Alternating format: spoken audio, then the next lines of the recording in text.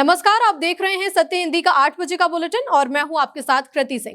PM Modi के खिलाफ 700 से ज्यादा लोगों ने चुनाव आयोग को शिकायत दी है। इस बीच टीएमसी का चुनाव प्रचार संभालने वाली कंपनी आईपैक पर मुसीबत के घने बादल मंडरा रहे हैं। उधर मणिपुर हिंसा को लेकर मोदी सरकार पर राहुल का गुस्सा फूट पड़ा है।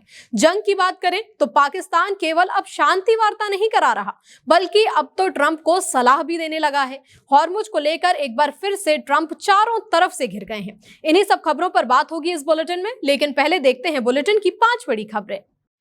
700 से ज्यादा लोगों की चुनाव आयोग को शिकायत, पीएम ने तोड़ी आचार संहिता। बंगाल चुनाव से पहले झटका, आईपैक ने अचानक रोके सभी ऑपरेशन। मणिपुर की ताजा हिंसा पर राहुल का हमला, बीजेपी ने इसे आग में झोंका। रिपोर्ट में दावा, हॉर्मुज नाकेबंदी पर मुनीर की बात मानेंगे ट्रंप, सलाह पर कर रहे विचार। ईरानी जहाज पर अमेरिकी कब्जा, चीन ने की कड़ी निंदा, समझदारी दिखाओ। 700 से ज्यादा लोगों ने चुनाव आयोग से पीएम मोदी की शिकायत की है कि उन्होंने चुनाव आचार संहिता का उल्लंघन किया है। द वायर की रिपोर्ट के मुताबिक 700 से ज्यादा लोगों ने शिकायत भेजकर आरोप लगाया है कि पीएम ने 18 अप्रैल के अपने राष्ट्रीय संबोधन में चुनाव आचार संहिता एमसीसी का उल्लंघन किया। शिकायत में कहा गया है कि ये भाषण दूरदर्शन, संसद टीवी और ऑल इंडिया रेडियो जैसे सरकारी प्लेटफॉर्म पर लाइव दिखाया गया, जो जनता के पैसों से चलता है। आरोप है कि इस मंच का इस्तेमाल विपक्ष पर निशाना साधने और राजनीतिक प्रचार के लिए किया गया और ये नियमों के खिलाफ है। शिकायतकर्ताओं का कहना है कि चुनाव के दौरान सत्ता में बैठी सरकार को सरकारी संसाधनों का इस्तेमाल प्रचार के लिए नहीं करना चाहिए, वरना चुनाव में बराबरी का मौका खत्म हो जाता है। अब मांग की गई है कि चुनाव आयोग तुरंत जांच करे, भाषण की जांच करे और अगर नियम टूटे हैं तो सख्त कार्रवाई भी की जाए। साथ ही ये भी कहा गया है कि अगर इस भाषण को पहले से अनुमति मिली थी तो बाकी पार्टियों को भी उतना ही समय दिया जाए और अगर अनुमति नहीं थी तो इस भाषण को सभी सरकारी प्लेटफॉर्म से हटा दिया जाए। पश्चिम बंगाल चुनाव से पहले टीएमसी के लिए चुनावी प्रचार की कमान संभालने वाली कंपनी आईपैक ने राज्य में अपने सभी ऑपरेशन अचानक से रोक दिए हैं। बताया जा रहा है कि आईपैक की एचआर टीम की तरफ से एक इंटरनल मेल भेजा गया, जिसमें कुछ कानूनी मुद्दों का हवाला देते हुए पूरे ऑपरेशन को 20 दिनों के लिए सस्पेंड करने का फैसला लिया गया। कर्मचारियों से साफ कहा गया कि अभी ब्रेक लो, हालात सुधरने के बाद फिर से काम शुरू होगा। जानकारी के मुताबिक कंपनी 11 मई के आसपास दोबारा स्थिति की समीक्षा करेगी। इस पूरे मामले पर ममता बनर्जी भी सामने आई। उन्होंने साफ कहा कि अगर आईपैक के युवाओं की नौकरी पर आंच आई तो हम उन्हें काम देंगे। अब इस घटनाक्रम ने बंगाल की राजनीति में हलचल मचा दी है। सुप्रीम कोर्ट ने पश्चिम बंगाल में करीब 7 लाख नए वोटर जोड़ने के मामले पर तुरंत सुनवाई से साफ इनकार कर दिया है।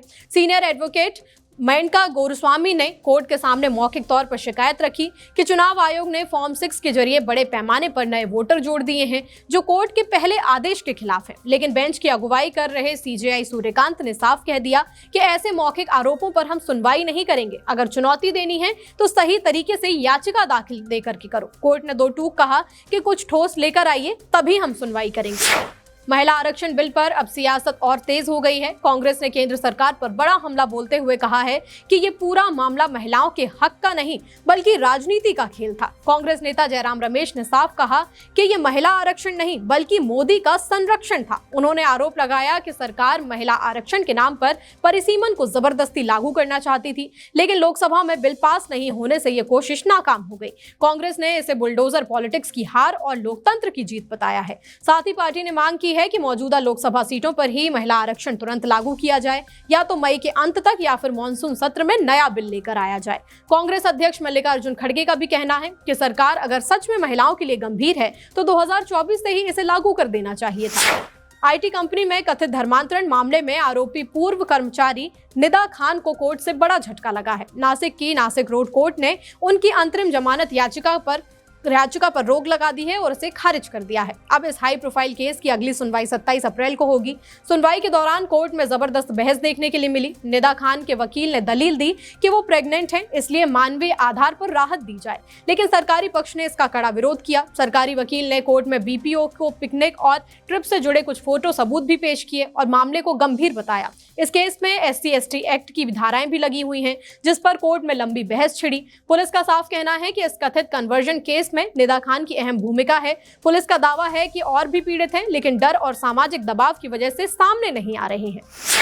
मणिपुर में पूरी हिंसा के लिए राहुल गांधी ने सीधे तौर पर बीजेपी सरकार को जिम्मेदार ठहराया है। मणिपुर में फिर से बढ़े तनाव को लेकर बीजेपी सरकार पर हमला करते हुए राहुल ने सोमवार को आरोप लगाया कि इसने मणिपुर में आग लगा दी। इसकी वजह से मैतेई और कुकी समुदायों के बीच में संघर्ष बढ़ गया। बीजेपी पर यह आरोप लोकसभा में विपक्ष के नेता राहुल गांधी ने तमिलनाडु के कोलाचेल में एक रैली को संबोधित करते हुए लगाया। उन्होंने कहा कि मणिपुर को देखिए, एक शांतिपूर्ण राज्य था, उन्होंने उसमें आग लगा दी और सैकड़ों लोग मारे गए। वहां अभी भी सिविल वॉर चल रहा है।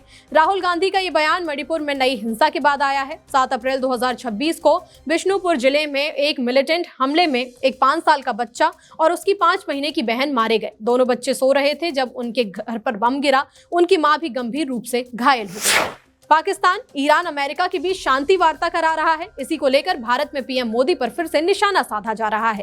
कांग्रेस ने मोदी सरकार पर निशाना साधते हुए कहा है कि अब भारत को अपनी विदेश नीति की रणनीति पूरी तरह बदलनी होगी। कांग्रेस महासचिव जयराम रमेश ने एक्स पर लिखा कि पाकिस्तान आज कथित तौर पर अमेरिका ईरान शांति वार्ता का दूसरा दौर होस्ट कर रहा है। प्रधानमंत्री मोदी की क्षेत्रीय और वैश्विक रणनीति पाकिस्तान को अलग थलग करने में नाकाम रही है, बल्कि पाकिस्तान को एक नया रूप और पहचान मिल गई है जो उस छवि से बिल्कुल अलग है जिसे मनमोहन सिंह ने 2008 के मुंबई हमलों के बाद बनाने में कामयाबी पाई थी।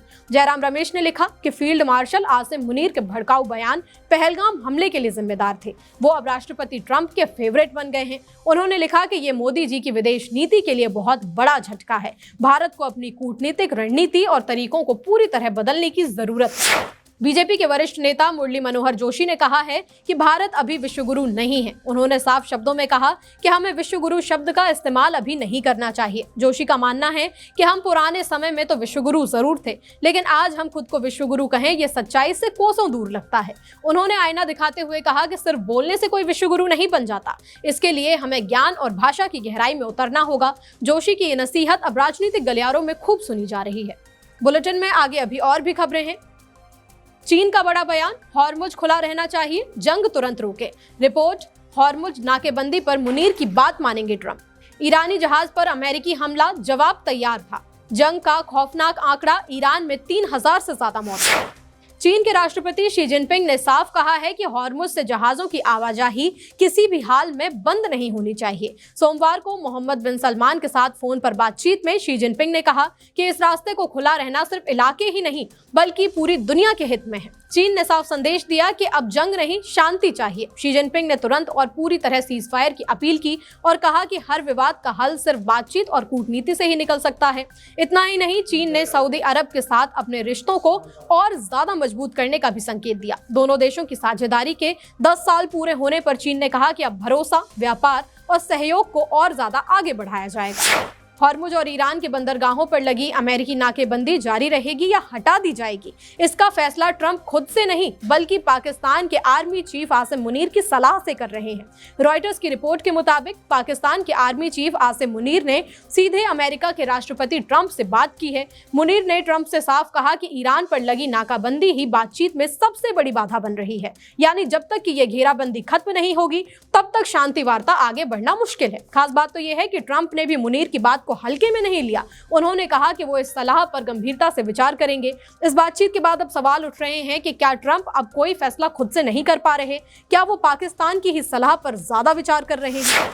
ईरान ने बड़ा खुलासा करते हुए कहा है कि अमेरिकी हमले का जवाब तैयार था, लेकिन आखिरी वक्त पर रोक दिया गया। ईरान के सैन्य मुख्यालय खतम अल अनबिया सेंट्रल हेडक्वार्टर्स ने बताया कि अमेरिकी नौसेना ने तोस्का नाम के ईरानी कंटेनर जहाज पर हमला किया और उसे अपने कब्जे में ले लिया। ईरान ने दावा किया कि उनकी पूरी सेना तैयार थी, करारा जवाब देना भी था, लेकिन जहाज पर मौजूद क्रू के परिवारों की सुरक्षा को देखते हुए कार्रवाई टाल दी गई। उधर अमेरिकी नेवी का कहना है कि जहाज ने चेतावनियों को नजरअंदाज किया, इसलिए इंजन रूम में धमाका कर उसे रोका गया। हमले के बाद ईरान ने जवाब में ड्रोन अटैक भी किए, जिससे पूरे इलाके में तनाव और ज्यादा बढ़ गया।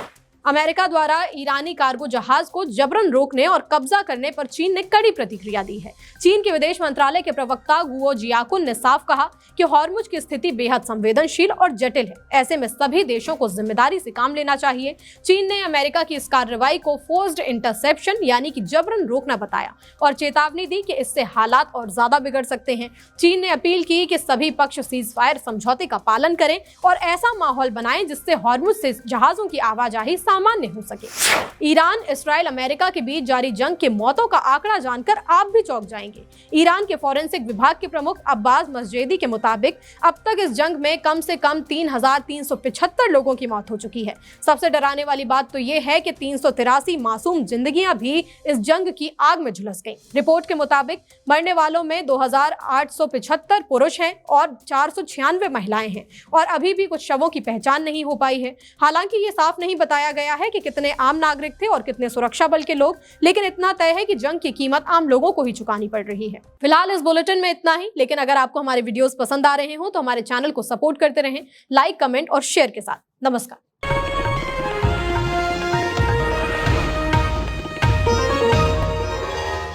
Copyright disclaimer under Section 107 of the Copyright Act 1976. Allowance is made for fair use for purposes such as criticism, comment, news reporting, scholarship, and research. Fair use is a use permitted by copyright statute that might otherwise be infringing.